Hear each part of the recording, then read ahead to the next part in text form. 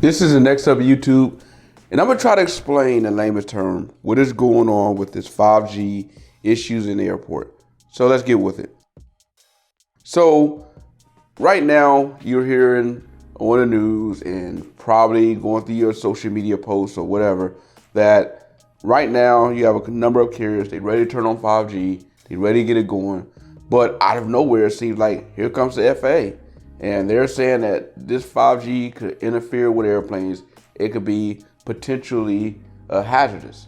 So first of all, let's jump into what is going on with the 5G thing. So we all been anticipating 5G, and it's because a number of businesses is or are relying on it or looking to it for what they see as innovation for the future.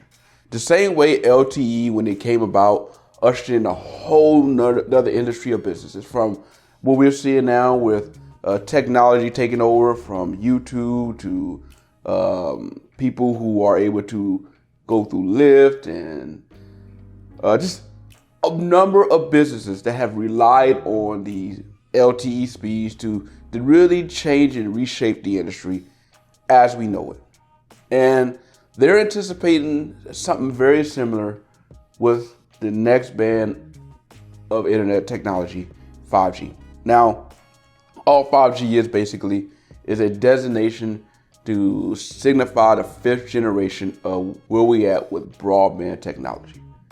And we're expecting that this should be able to push speeds up to beyond 1,000 up and down.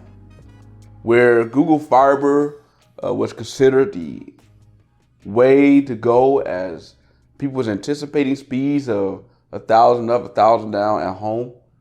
We're expecting to be able to not only meet that, but possibly eclipse that just anywhere on the go. And imagine what that can do to have that kind of speeds at your fingerprint or at your fingertips. And there are a number of industries that are counting on this. They're expecting it.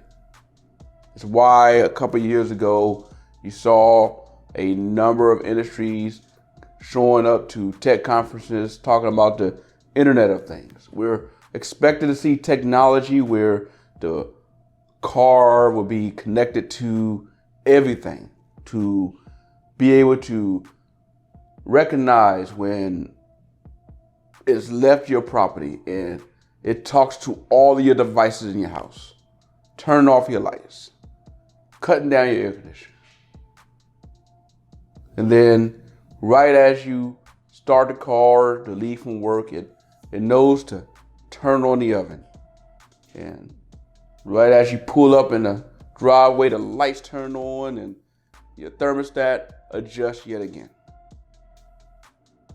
Even beyond just communicate with your home, the ability to communicate with other vehicles and traffic lights, to where if you are in a town where, let's just say, you come across a traffic light as you're driving home or driving to work, and there's no one there. You're the only car coming up through there. And I think a number of people have been there before. Where you pull up to this traffic light and you're stopped at this red light for it seems like minutes as you wait for it to turn green. You're the only one there. To have your car talk to the light and the light recognize that you're the only car there and then automatically turn green. So you're not having to hold or wait as long. So there is a number of reasons why people are relying on this new 5G technology to push these industries to a new level. Now, the first wave of anticipation, especially out of Verizon, that they were putting out there for people that they was concentrating on this millimeter wave to be able to provide very high speeds. But the problem with that was it was limited. In order for that to work, you literally had to be underneath the tower and you couldn't have any interference. It did not have any building penetration or any long distance. So if you wasn't literally underneath the tower, you saw degradation in speeds or speed loss quickly. And this would mean that Verizon would have to build a tower literally every street corner and literally every building. You can see how expensive that could get. So there was another solution. You can look at the midband, or I think it's going to call it wideband, to be able to spread that 5G in another way.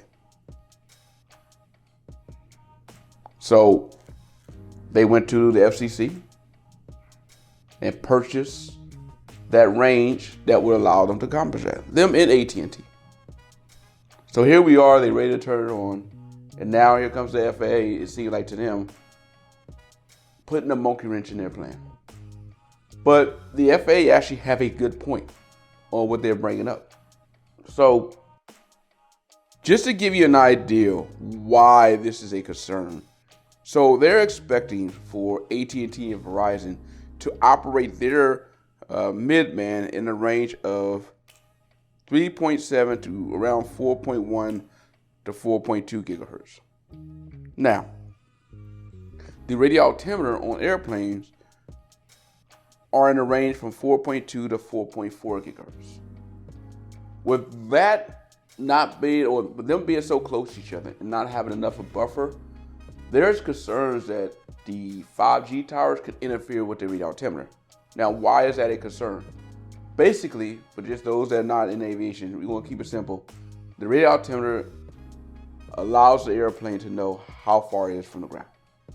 Simple.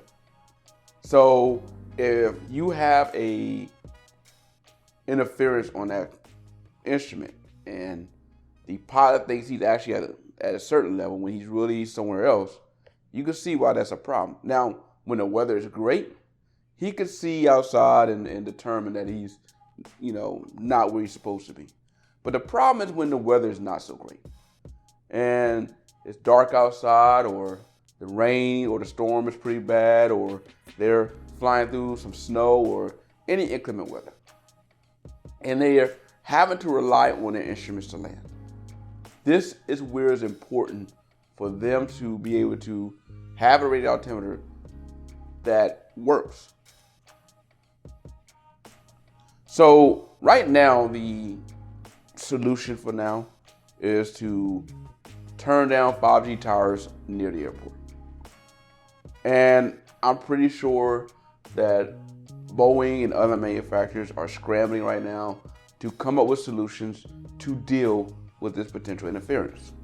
Now, your flagship carriers, United, Southwest, Delta, American, these companies that have the money, that can afford to, upgrade and purchase, the latest equipment, they shouldn't have a problem when it comes time to change to a new radar altimeter or making adjustments on the fly.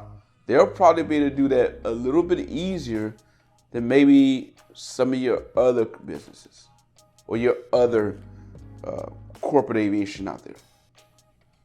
And to me, that is the concern. I'm not so much, I am concerned about the big airplanes, because obviously if we have an accident with a big airplane, it's a lot more people that can, die from that, and it could be a larger problem with all the fuel that's on board these airplanes. So yes, I am concerned about that. But I know that at the end of the day, these airlines, they're going to find a solution. Or these manufacturers are going to find a solution, and these airlines are going to comply. But my concern when it comes with the smaller operations, whether it be this operation that are flying packages to and from rural areas, or operating a small flight school, this is where I have a concern. Because they may not be able to make the change as fast as another company. And that's where I could see a problem where in inclement weather, if you have a tower a 5G tower that's interfering with the radar altimeter, we may see problems. Now, I can kind of understand from both standpoints, especially if you're on the industry side or the company side, or like Verizon. We spent all this money to implement this technology. I bought this from the FCC, but they bought this from the FCC. And now that they are ready to go ahead and get started, they feel like here comes another obstacle that's preventing this from going. And so they're like, with all the money that we already invested, it's kind of hard to put the toothpaste back in the tube. They're ready to get going. They've been holding off this whole 5G for a while. And they know that their customers have been waiting for this. They've been advertising and talking about it, and they need to get it going. So there needs to be a solution. And I don't know what that solution is right now. Whether it is they go back to the FCC and see if they can find another range that they can acquire, or find another way of making adjustments. Now, T-Mobile is not going to have this problem because they bought out the range of 2.5 gigahertz. So they're fine. It's AT&T and Verizon that's the problem. They have to figure out how they are going to get around this issue. So I don't know. I don't know how this is going to pan out. I know right now the FAA have put out a number of memos to a lot of to all the operations out there to let them know that this is a issue. They're working on it, and some of the current solutions that are going or that have been implemented to try to mitigate, the interference that could take place. And I'm not trying to play, sides here, because for me, I'm an aviator, but I love tech. So for me, I've been wanting 5G for a while. I'm like, hair turn the thing on. Not true 5G. I'm not talking about, LT sped up that they throw the 5G label on AT&T. We're talking about true 5G. I'm waiting for it. I can't wait to see this industry or this technology take off and see what it will bring forward. I've been through a couple of 5G conferences and got a chance to see some of the technology that they've been working on. And I'm excited. But at the same time, I do want safety to be the forefront.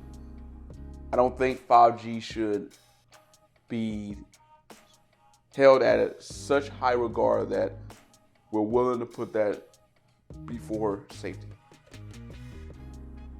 And this is one of those things where it's like, how did this happen? How did the FCC not pay attention to this? Or was this a oversight? Or was it one of those things where we're trying to make money to the point of we're willing to push the boundaries? And with the FAA, well, it wasn't like this happened overnight. So I don't know if they was hoping that, well, we'll keep putting this information out and the FCC will have to make a change or force the industry to make a change. And they was kind of slow to implement this, or they just didn't have enough time. Because at the end of the day, it's not like it's something that you can whip up overnight. And even if you do come up with a solution to get all of the aircraft basically updated with whatever solution they choose, can take a little bit. It's not going to happen overnight. Because you can't ground every airplane, especially these airliners, just to make the change overnight. You will bankrupt them. So this is a tough solution or tough situation out there that I'm going to be obviously keep an eye on and see what comes about. But for you out there, I'm kind of curious to hear what are your thoughts. Who do you feel is at fault? Should the FAA have been prepared, or should the carriers have, or been thinking more about this whole 5G thing before they rushed it out there? Or it's just a government oversight. They knew what was going on and they didn't care. I'm curious your thoughts on this whole 5G thing. Post your comments below, and obviously keep it friendly, and let me know what you're thinking about. But other than that, this is it. This is the Next Up YouTube. I'm out.